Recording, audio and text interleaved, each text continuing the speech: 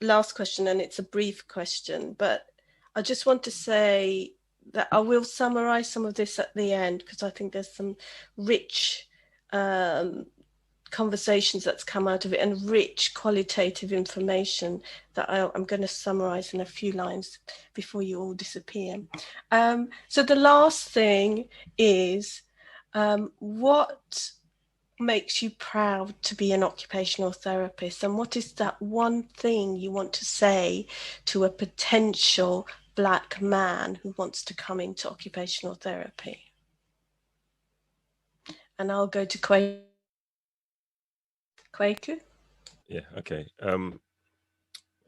What am I proud of about occupational therapy? I think, you know what, yeah, I think the road I find myself in now actually makes me proud to be an occupational therapist, because I get to work with young people, and working with young people, they're the next generation. When we talk about generation, they're the next generation.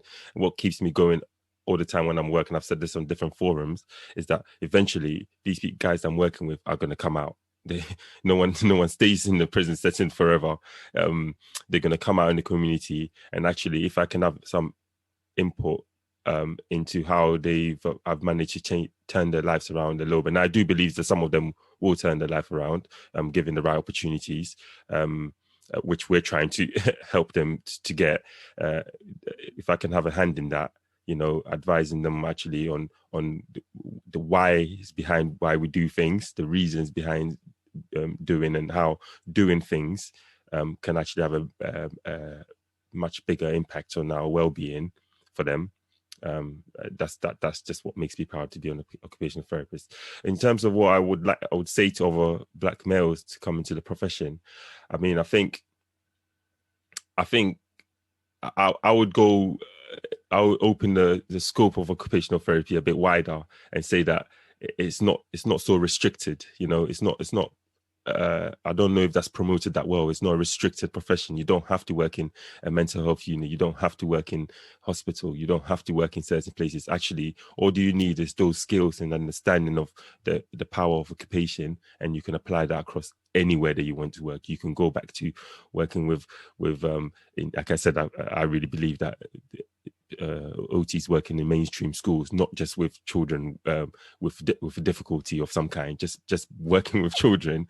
I think it's a powerful thing. So yeah, I would say come on board, get the qualification, but actually it's about you as the person and using your own skills and adding it onto some of the learning that you've done to develop occupational therapy in any way you want to develop it.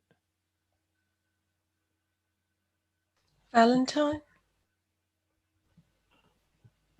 So, so why I'm quite proud to be an occupational therapist. It's unbound creativity. I think I came into OT with so many ideas of what I think therapy should look like, and that included, how rap music can influence a young person to reflect on their on their identity, who they are as a person, as well as their cultural values, and to question them as well. A moment of self-reflection. But in the work setting where I'm at, I feel really proud to be an occupational therapist because I'm in that position to really impact and change, not just a child's life, but the family as well, the family dynamic, and really a powerful position to be in because a child looks at me, they look up to me, and this is removing the aspect whether they're black or white, but then the fact that I'm a person who can relate to them to a certain level. They look up to me and think, oh right, okay, this guy seems to get me, and he understands everything that's going on, even though sometimes I'm called naughty kid or this and the other. But then the fact that he gets me, and he's at the position where he's at, maybe I can change my life around. And I think my experiences as well of adversity going through academia is a point of inspiration because a lot of kids that come to the service are really at a low point. And I think that the experiences I've had personally has humbled me. And when I get someone who's coming to me, and they're suffering from depression and anxiety, I can relate because I've been there, clinically. So if there's anything I would say to a young black man, young black boy, was maybe considering to become an occupational therapist, is to be yourself, be true to exactly who you are. I mean, what life does to you is that if you have values or you have certain beliefs that aren't maybe best for humanity, you always go through that self-reflection phase, and you adjust for the betterment of of being nice and kind to your neighbor. For me, I'm fortunate that I grew up in in a Christian family. So those religious beliefs and helping out people is the core of me. But then for that person who's maybe come from a very different background, where they're coming from roads, that kind of a thing, and maybe they're wanting to aspire to a different life where they have a job, and safety, security, but then also impacting lives. Be true to yourself and really always think outside the box. Don't follow what all the people are doing all the time. Follow obviously the guidelines, but then always think outside the box on how maybe I can impact, this person's life or this child's life or, this parent's life in a way that, that can bring change in the community. So that's what I would say. Just be yourself. Thank you so much. Oliver?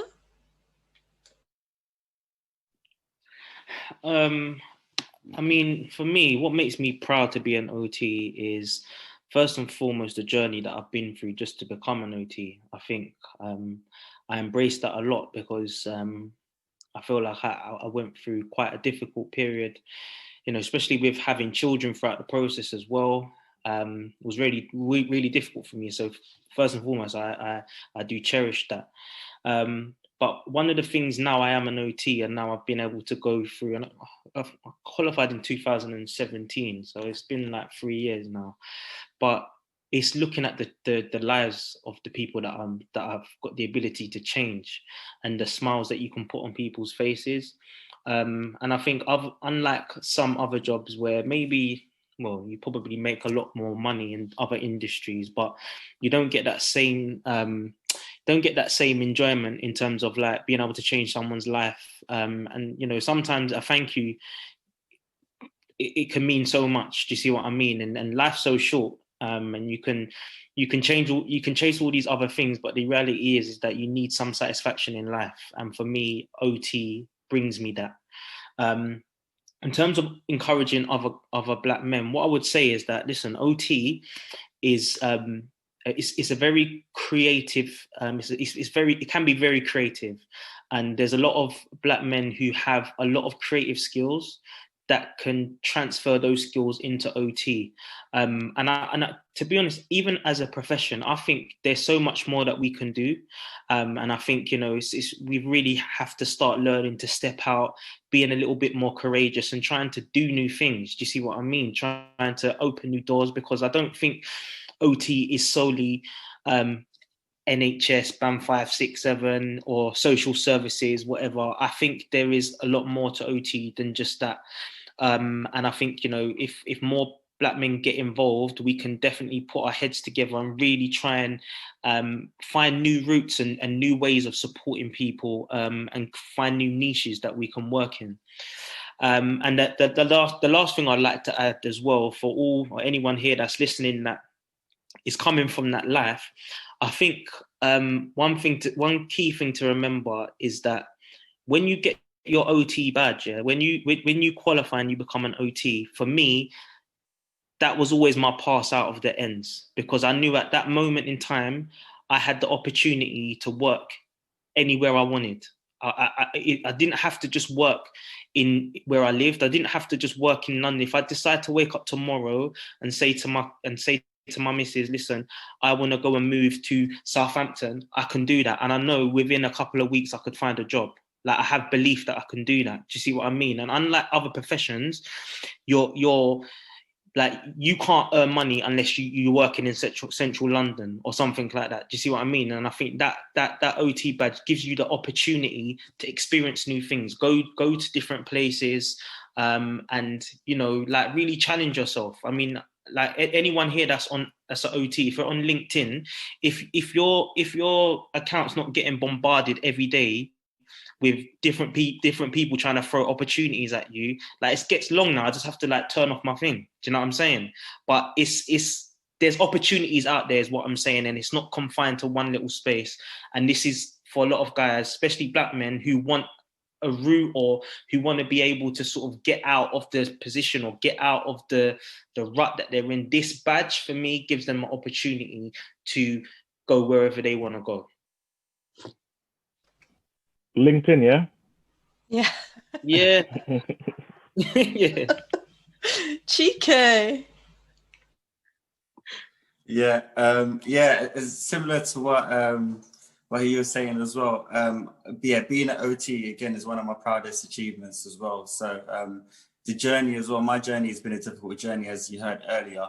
And even in school, I only had two GCSEs after I finished, and like all the teachers wrote me off. They didn't think I'll become like where I am now. So it shows as well, hard work, determination can get you anywhere. So and I hope that's an inspiration for other people that have had kind of similar kind of judgments whilst they've been in school. You can achieve and you can become what you want to become. You just got to put your head down and keep striving towards it.